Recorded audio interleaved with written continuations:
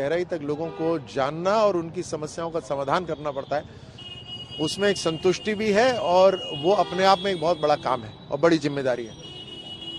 प्रधानमंत्री मोदी जी की और मोदी सरकार की जो योजना का पैसा जो अलग अलग राज्यों में जाता है, उसको धरातल तक ईमानदारी से पहुंचाना, समय से पहुंचाना, ये जिम्मेदारी रहेगी।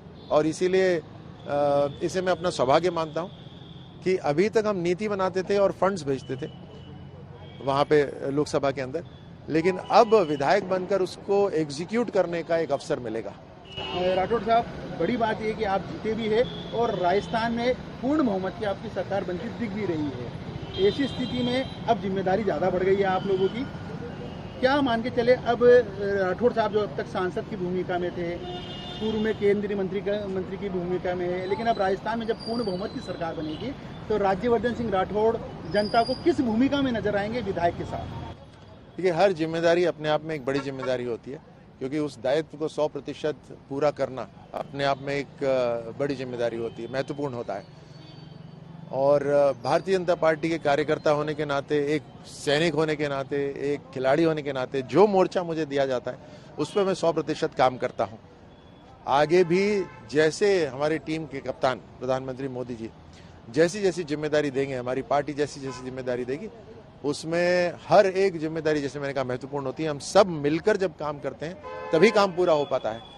तो मेरा जो रोल रहेगा उसमें 100% मैं काम करूंगा, जो भी जिम्मेदारी मुझे मिलेगी। राठौड़ साहब, अब चर्चा ये भी है क्योंकि कल तक ये उत्सुकता थी परिणाम क्या आएंगे। परिणाम सबके सामने लगभग स्थिति साफ हो चुकी है, चेहरा साफ हो चुका है। अब उत्सुकता है कि मुख्यमंत्री कौन होगा बीजेपी में। ये उत्सुकता तो कई महीनों से चल रही थी। आपके बार बार मीडिया के प्रश्न यही होते थे और इस स्ट्रैटेजी के ऊपर प्रश्न चिन्ह भी उठाए जाते थे, लेकिन आपने देखा कि पार्टी की अपनी स्ट्रैटेजी होती है, हर राज्य में अपना एक तरीका होता है। और राजस्थान के अंदर कलेक्टिव लीडरशिप के साथ हमने ये चुनाव लड़ा और अब समय के हिसाब से पार्टी का पार्लियामेंट्री बोर्ड निर्णय करेगा, प्रधानमंत्री मोदी जी की लीडरशिप में तय होगा। और फिर जैसे भी जिसको जिम्मेदारी मिलेगी, हम सब मिलकर राजस्थान के अंदर एक ऐसा समय लाने की कोशिश करेंगे कि पिछले 5 साल की भरपाई हो और राजस्थान सभी राज्यों, अग्रणी राज्य हैं, उनकी श्रेणी में आके खड़ा हो। एक लास्ट सवाल आपकी विधानसभा के लिए, झोटवाड़ा में आपकी पहली प्राथमिकता अब क्या रहने वाली है? झोटवाड़ा अपने आप में एक बड़ी यूनिक विधानसभा है, जिसमें ग्रामीण क्षेत्र भी है और शहरी क्षेत्र भी है। शहरी क्षेत्र ऐसा है जहां पर शहर जैसी सुविधाएं संपूर्ण नहीं है।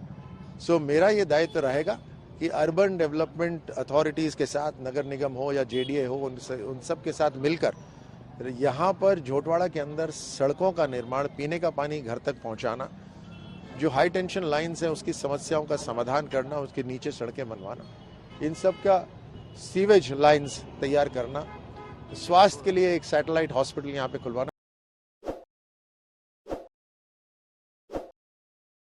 ताज़ा खबरों के लिए विजिट करें द फैक्ट इंडिया की वेबसाइट और डाउनलोड करें द फैक्ट इंडिया ऐप।